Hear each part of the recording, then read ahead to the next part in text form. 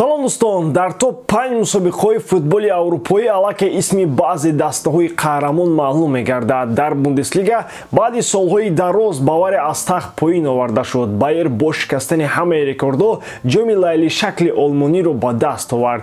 Аз ин зарба дастаи номдори ин кишвар ба худ меомада бошад. Аллакай ангезаи мусобиқаи футболи Бундеслига дар мавсими нав маълум аст ки оё Харри Кейн боз маҳрум аз ҷоиза мемонад. Хаби Алонсо корро дар Байер идома медодааст. баъд дуои бад гирифтор шудани бозингари англисро хуб медонем. Биёед аввал лайк қиматбоҳои худро гузоред. Мо бошем ба тартиб дар бораи бозиҳои асосии шаби гузашта гап мезанем. Дӯстон, футболи бошгоҳӣ дар ҷӯшу хуруш аст ва моро тоб рақобатҳо дар бозии ҷавобии якчорниҳои Лигаи Чемпионҳо интизор мебошанд. Барселона дар майдони худ ПСЖ-ро пешвоз мегирад. Боруссия Дормунд кӯшиш мекунад Атлетико Мадридро мағлуб созад. Бавария ҳамаи қувваи худро сарф мекунад то ин ки Арсеналро гузарад. Реалро бошад бозии мушкил дар меҳмонӣ бо Манчестер Сити интизор аст. Чӣ гуна сенсатсияҳо моро дастҳо тайёр карданд. тамошои рақобатҳоро бо 1x бозам ҷолибтар гардонед.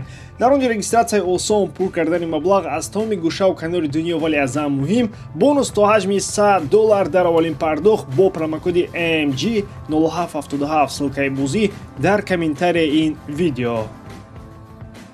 гарчанде интрига дар пойгаи қаҳрамонии премер-лигаи Англия ин мавсим ҷолиб асту то охир идома ёфт, вале бозам Ман Сити метавонад дар охир ҷомро аз худ кунад. хусусан баъди бозиҳои ахири ду рақиби асосии Гвардиола эҳтимолан чорумин маротиба пайҳам соҳиби ҷоиза мешавад. зеро Ливерпул аллакай баъди шикасти бузург аз Аталанта дар майдони худ ин навбат дар Энфилд дастаи 14-уми премер-лигаи Англияро шикаст дода натавонист.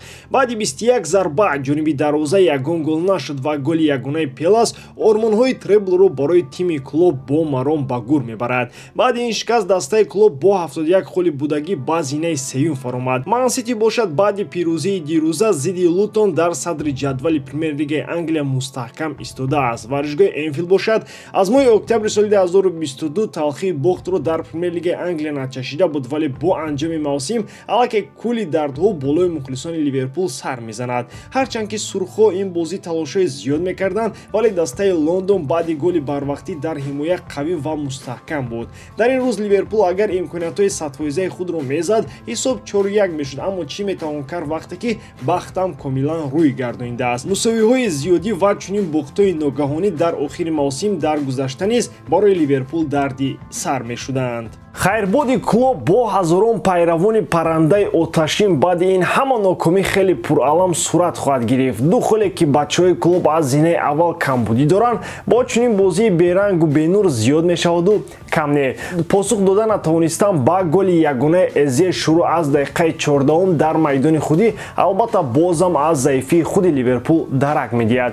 мумкин баъди шикасти бузург аз Аталанта бачаҳои клуб аз ҷиҳати рӯҳӣ то ҳол ба худ наомадаанд. аз ҷониби дигар бо чунин ҳайати нимколаву нокора ва пур аз ҷароҳатҳо дигар ҳеҷ кори бузурге аз даст намеояд. даромади гап бозигарони асосӣ ба тозагӣ ба майдон омаданду он қадар барқарор ҳам набуданд. аз ҷониби дигар Ливерпул он қадар пул зиёд надорад ки мисли Ман Сити ва Челси ҳаятро дукаратаву секарата бақувват кунад. ба ҳамин хотир мушкилоти кадрӣ то ҷое дар охири мавсим аз худ дарак доданд ки энергияи дастаи клуб нарасиду нокомиҳо пайваста онҳоро пайгир шуд. вале бохти Ливерпул ин давр дар пойгаи қаҳрамонӣ ягона набуд. дастаи аввали ҷадвал ҳам дар майдони худ дучори бохт шуд ва мавқеи аввали чемпионатро бо ду дасти адаб ба бачаҳои Пеп спорид. заифии Ливерпул агар дар чанд бозии ахир мушоҳида мешуд, вале аз Арсенал чунин бозиро касе интизор набуд. шогирдони Артета гумон мерафт ки аз бозиҳои пешин дар охири мавсим сахт ибрат гирифта бошанд ва ба назар менамуд ки зидди Виланиё мисли қаҳрамонон бозӣ мекунанд. вале собиқ сармураббии Арсенал Уна Эмери бо Вилла мастер класс нишон дод ва ҷолиб ин ки ӯ ба ҳайси сармураббӣ боре ҳам дар варзишгоҳи Иморот ба шикаст рӯбарӯ нашудааст. мағлубияти Арсенал бо ҳисоби 0-2 дар чунин марҳилаи муҳими мусобиқа албатта хеле ҳам дардовар аст. зеро ду голе ки аз ҷониби Бейли ва Откинс сар доданд дар дақиқаи 84 ва 87 ҳамаи умедҳоро барои ба даст овардани қаҳрамонии деринтизор барбод медиҳад. мисли мавсими гузашта Арсенал дар охири роҳ аз по афтод. ин ҷо ҳам ба мисоли Ливерпул кори Арсенал омад накард. аз 18 зарба ҷониби дарвоза танҳо 4 зарбаи рост буду халос. Арсенал акнун аз Сити ду хол камтар дорад ва барои Гвардиола ҳамин қадар бартарӣ кофӣ аст то ин чемпиониро ин дафъа ба касе надиҳад. Кафолат нест ки Арсенал дар бозии боқимондаи худ пирӯз шуда метавонад, чун ба мисоли мавсимҳои пешин Ман Сити дар охир ба мошини ҳақиқии холҷамъкунӣ табдил мешавад. ҳарифони асосии Сити бошанд, ҳарсола мисли гулҳои шамолхӯрда пажмурда шудан мегиранд, вале Сити баръакс охири мавсим ҷони дубора мегирад ва барои ҳамин албатта бас нерӯ воситаҳо дорад. беҳуда беҳтарин мураббии ҷаҳонро шайхон наоварданд ва беҳуда барояш пули зиёдам намедиҳанд, зеро ӯ қодир аст дил худ чемпионатро зеру забар кунад. Ман Сити баъди пирӯзии осон дар премер-лигаи Англия акнун масъалаи Реал Мадридро ҳал карда нест. Баъдан кори ҳарифони асосиро дар лигаи дохилиам ба пуррагӣ тамом хоҳад кард. Ба гуфти дигар ӯ дар ҳамаи бозиҳои боқимонда пирӯз мешавад, вале рақибони асосӣ хол нохоҳ то охири чемпионат ба мисоли бозиҳои ин давр бозам пешпо мехӯранд.